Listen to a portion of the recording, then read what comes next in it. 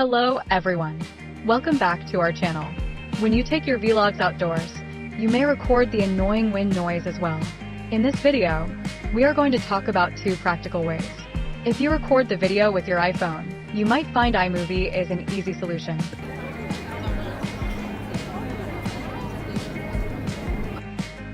Tap the video on the timeline and select Detach.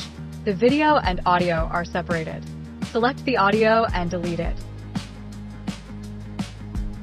An online solution can be a better alternative as it is accessible to any system.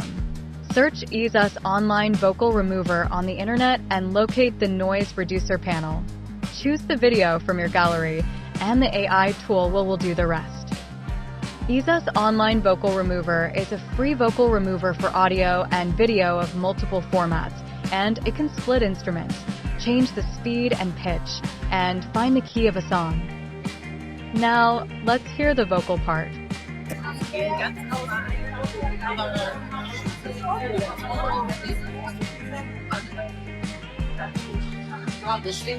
Back to the original line. You can hear the differences, right? That's all about the two ways to reduce the wind noise from video.